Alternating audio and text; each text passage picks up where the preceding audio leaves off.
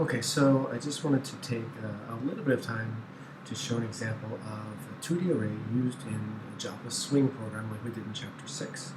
And so if you unzip the grid.zip, there's these three files: grid game main, grid panel, grid game listener, and it really distills everything that we talked about in Chapter 6 in terms of having a runner, having a custom JPanel with a paint component, having a listener. It's much simplified. And so our goal is to have something that looks like this, where we have a grid, and we can click to add things. We can resize it, and it still responds effectively. So that's our goal for this project. So in our main method, let's just say we set the number of rows to be 8 and 10. We create a JFrame here. It's imported. And then we go to grid panel. And then the rest of this is just that kind of boilerplate runner code. So we create this grid panel. Remember, grid panel, or whatever panel, oftentimes is a custom JPanel. So if we go take a look at grid panel, the grid panel code. So grid panel extends JPanel. So grid panel is a JPanel. And so what we want to do is we want to have grid panel. Remember, when you have a JPanel, if you want to override this paint component, right? That's the thing that gets called every time you resize or every time someone calls repaint. And again, it's like animation, not claymation. We have to redraw everything every time. So if you look at this code, we look and we grab the height of each row in pixels. So in other words, the height of each row would be the total height of the JPanel divided by the number of rows. And that would give me each row's height. Same thing with column width. Again, you could say this dot get width, because again, this is referring to this JPanel, or you just not say it. Same thing here, this or not. And then, again, this is happening every time with every call to paint component. We're going to go through each row and each column, and we're going to have a thing where if it's marked, we'll set the color to be green.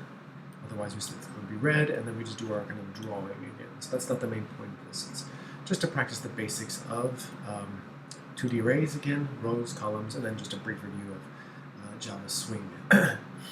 So grid panel. So again, how do we get it to redraw every time? We have to have our instance variables represent the state of the panel. So in this case, the state would be whether it should be marked red, or marked green, or not. And so we'll encapsulate this private. A Boolean 2D array, let's call it marked. Okay? And since I don't know how many rows and columns the user wants until we create it, let's not set it here. So it's just set to be null right now.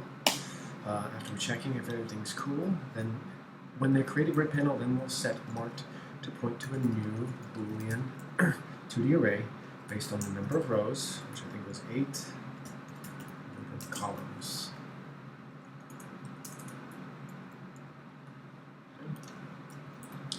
What was it? 8, yeah, 8 and 10. Okay. No. Okay, so just a quick review. So marked is a 2D array. How would I actually grab the number of rows? How do you grab the number of rows in a 2D array of whatever? In this case, it's booleans. Last time it was ints, but whatever. How do you grab the number of rows if it's called marked? And how do you grab the number of columns? Go ahead and do that, please. Pause the video, type it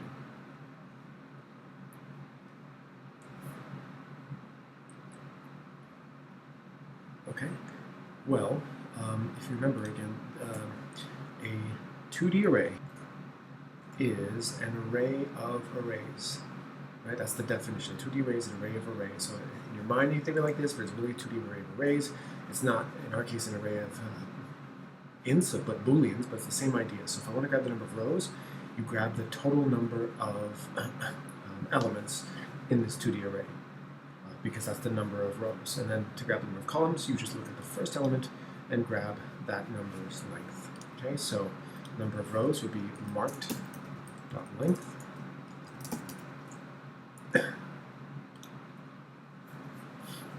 And sorry, return.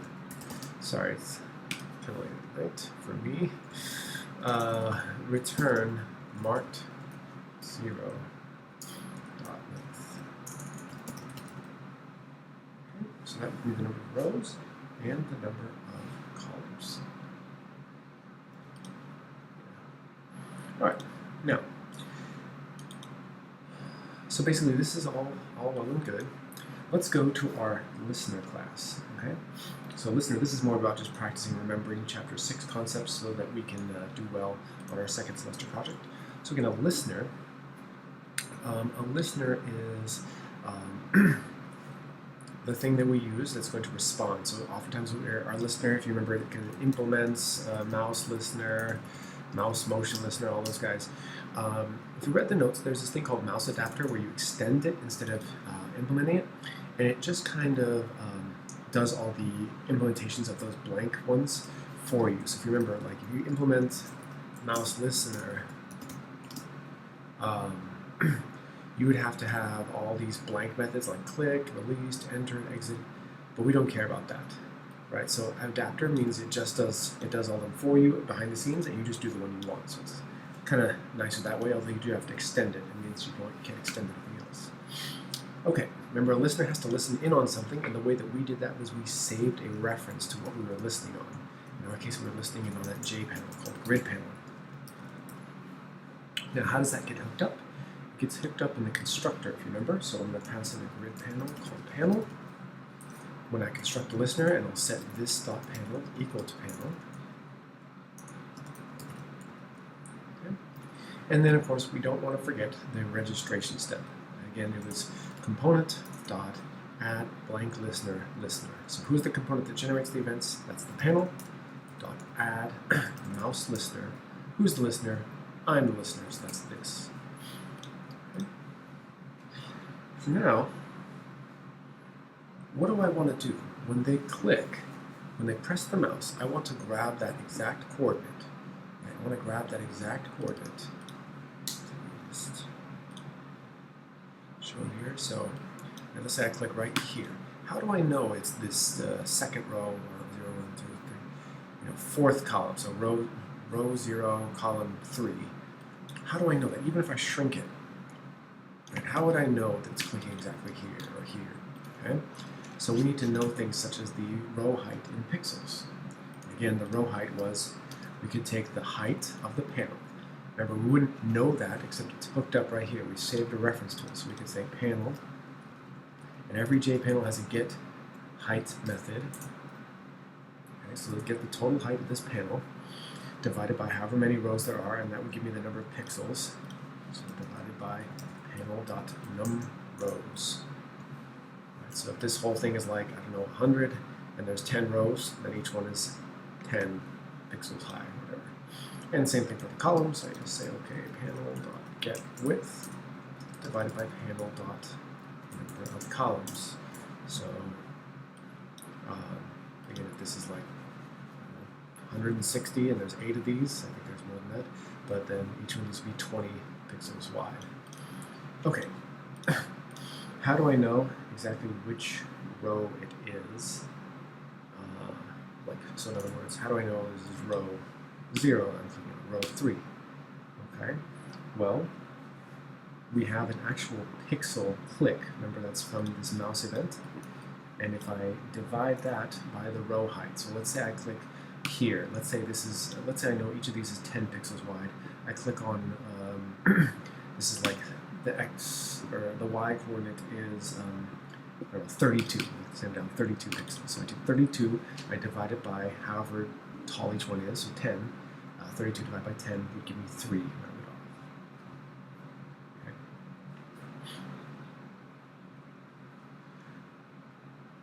Actually, this would be 32. Right? This would be 0 through 10, 10 through 20, 20 through 30, 30 through 40. So it would be over here, right? So row 3. So the current row would be EV. And rows is up and down, so that's what our y coordinate. Get y divided by the row height, which we just found out right here. And I guess you could have just done it right like this, but it just makes it a little easier to understand.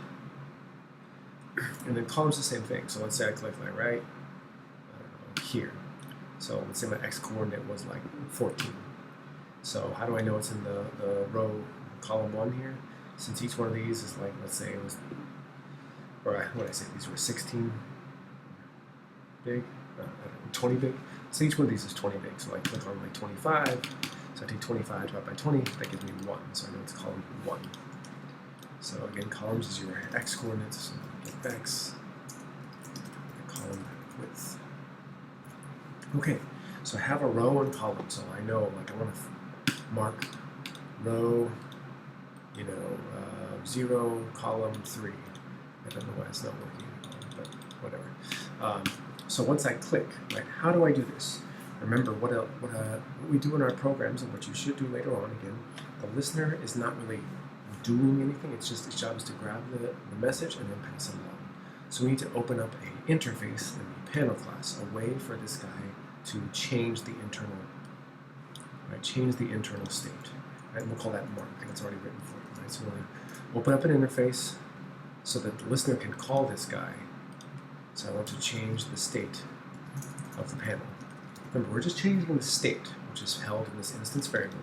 We're not actually, we're not drawing. Remember, no drawing. All drawing takes place in paint component down there. But notice that next time you call paint component, it uses this marked guy. Okay, so to mark something, we make sure it's not illegal, and then all we do is just reset it. So we set marked at that row and column to be true. And then, so in our case, it's 0, 0 is true, 0, 1 is true, 0, 2 is true, 1, 3 is true, 3, 0 is true, and 4, 0 is true. So again, every time I repaint, it's going to go through each one of these. Are you true? It's going to be like, okay, if it's true, then I'm going to set the color to be green and then color it. Right? So set the green color, set the red color. So that is something that should work now. If we go to our main, let's just make sure everything else is set up. Okay, so our grid panel is set. Again, we create a new game listener. We pass in the panel so it saves that reference. If we run this guy,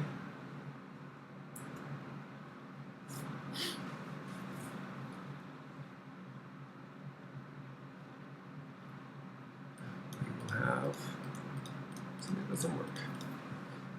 Okay. Let's see if we figure out what happened here. So we have this.